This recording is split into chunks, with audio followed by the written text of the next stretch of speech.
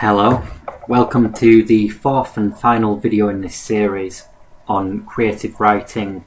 On behalf of the English Literature and Creative Writing Department at Lancaster University, my name is Warren Mortimer. I'm a PhD student studying here. If you've watched through my other videos and got to this final one, then thank you for sticking with me. These are a few final tips and tricks, pieces of advice that I've picked up over the years that I'd like to pass on to you.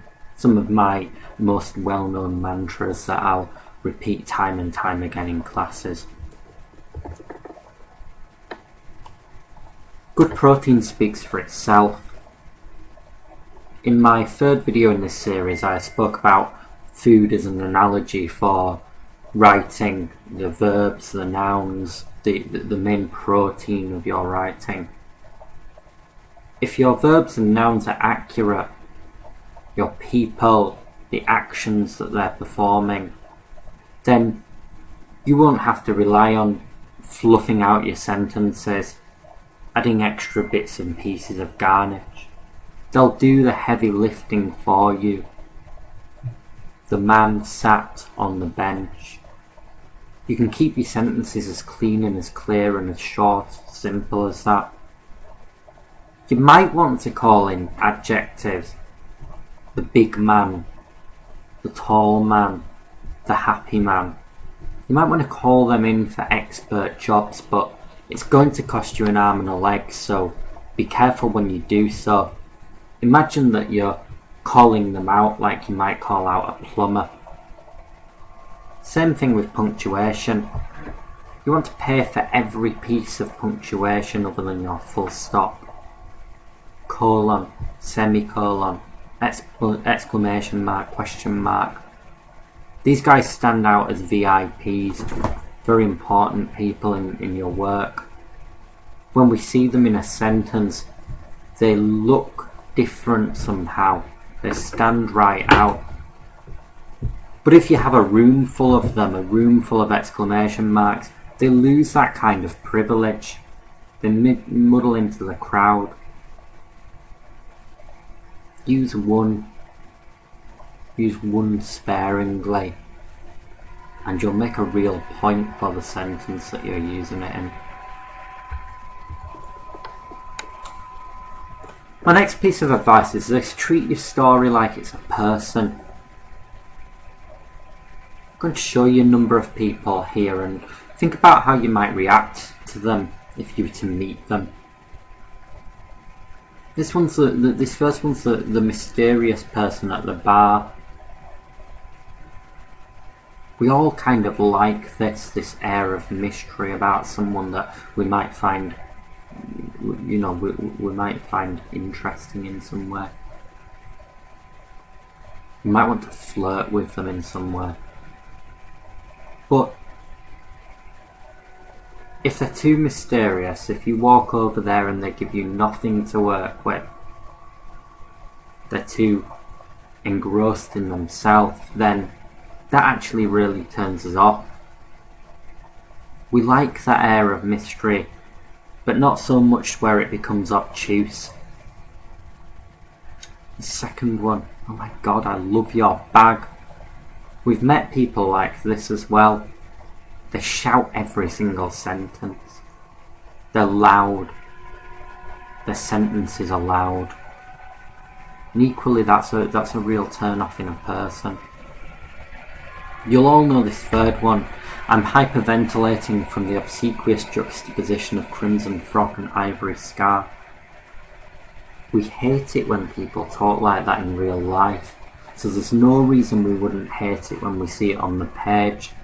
Sometimes there's a gap between the page and the real world there, but we need to bridge that gap and treat it as if it is a real encounter. Don't be tempted to speak in this way in your prose or in your poetry. It will just come across as pretentious. Next one: so you're coming tonight. So what time are we meeting? So who's going to be there? Lots of questions here. Now it might be questions on the page line by line as I've written here, Loads of questions like that can be really irritating because you're asking the reader to think through so many different cycles of thoughts and feelings at once. But it might also be that the narrative opens a lot of questions more generally. Lots of mysteries, and it doesn't solve them. So be careful when you open a narrative how many questions you're asking your reader. How many can they hold in their head at one time? What are you asking them to try and think about?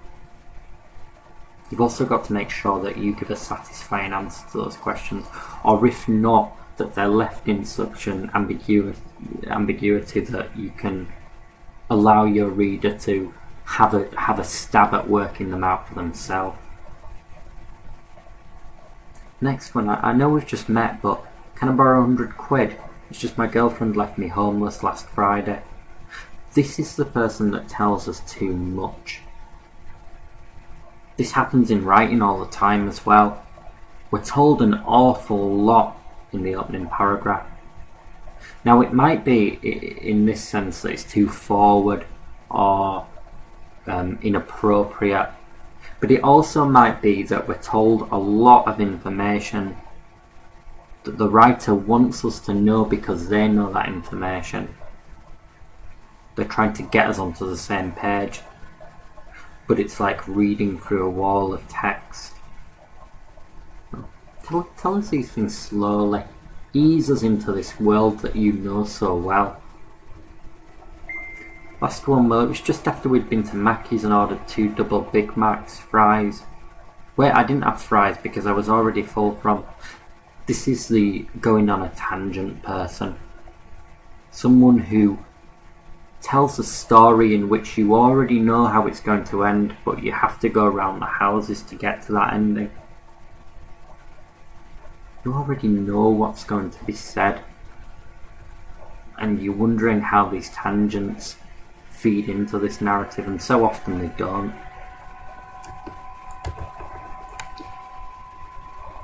This one's really, really important and doesn't get spoken about enough, in my opinion. It gets spoken about in poetry, actually, quite often, but not in prose. How does it look on the page?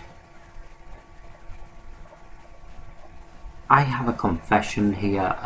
I didn't know how to indent paragraphs or how to make it look like a book until I was about 20. It might have been older, it might have slightly lied there. It took me a while to realise that I'm not writing this like I would an essay or a letter. That I needed to indent my speech and indent every paragraph after the first. This is so important because this is somebody's first impression. You'll have all picked up a book where you look at the prose and it might be really, really interesting, but you just look at it and put the book straight back down because it looks so dense. Half of your task is letting the white speak, the white of the page, what's unsaid. That might sound a little pretentious, but let me show you that in action and you'll see what I mean. Here's what a lot of my early prose looked like. Blah blah blah blah blah blah blah. First impression. Going back to this metaphor of this being a person, somebody who's really dense. Look how much nicer that looks, much more approachable. Now that's still quite dense, it's still quite heavy paragraphs, but just having that space between them psychologically lets us get through the motion of the text. It really does something for your prose to allow that white to enter there. There's a couple of ways of doing this. One of them is to employ dialogue. Balance out the heavier sections with dialogue and you'll create this effect. In any case, the other one is to make sure that your paragraphs are really, really sharp. That you're saying only what needs to be said, that your sentences are short. And you'll end up with more of this white space here like this. Because you'll indent much more frequently between paragraphs as you go from thought to thought, from moment to moment, from scene to scene. You You can treat it almost like a comic book where you're going from panel to panel and allowing the space between the panels to speak. Okay, next thing that I'd like to talk about is a hook, an emotional hook. I think this is what anchors most, if not all, writing. It can allow you to be crass and sentimental at the same time.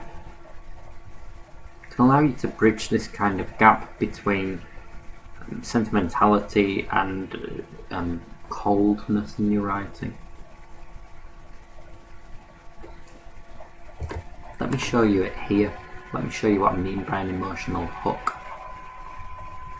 You might have seen this sentence before. This is Hemingway's go at the shortest short story. For sale, baby shoes, never worn. It has subtext. We can work out what's going on around this. The baby shoes, but they were never worn, so the baby never got to wear the shoes, so the baby was never born or died young. It's got an emotional hook. As soon as you put babies into writing, you're going to create an emotional hook. You create that kind of intimacy there. Meets the reader halfway. It lets us do the working out that I've just done, but it's very, very simple on the page as well. It's got a very specific noun and verb. The baby shoes and the verb, what are they doing? Well, it's what they're not doing here. They're not being worn. Very, very simple but emotionally charged. Don't be afraid to engage in this kind of emotional material. We say all the time to pull from what you know. I think it's more accurate to say that you should pull from the emotions that you know, the emotional experiences, the intimacy of family life or domestic life, the culture that you know. Because you're part of all of those things, you'll know them like the back of your hand, and it'll create a real kind of intimacy and honesty to your writing. Let me just sum these up for you then. These are the things that I've spoken about throughout this course of videos. First one is read a lot, a little, and you'll mimic whatever you come to love. If you read a lot, you'll find out what you really like. Lots of short stories, a little, 20 minutes at a time. You read 20 minutes for a couple of nights a week, you'll soon get through a lot of material. You'll find out what you like. Don't start with the big mammoth novels. Number 2, focus on specific and evocative nouns and verbs rather than flowery adjectives. I might have beaten this one a little bit to death, but it's really, really important. You only need the nouns, the people, and what they're doing. I sat on the wall. I cried. Jesus wept. Write what you know. This is going to ensure that you're specific. I've just spoken about this one, and it ties into point 4 of creating an emotional hook. Meet your reader halfway. Let them do some work. Let them work out the subtext of the piece, what's going on underneath what you're writing. But at the same time, don't ask too much of them. Make sure that they have enough to grasp onto, enough to know what's going on. And number 6, treat any kind of piece of writing or exam or piece of coursework as an experiment. I talk about this one in detail in the second video. So if you're interested in that, do go check that out. All of these tips really complement and bounce off each other. Thank you very much for watching these videos. It really means a lot to me that you take the time to have a look through these. Hopefully I've given a kind of taster of the kind of material that you might come across if you were to be present in a creative writing seminar at Lancaster University. Thank you very much.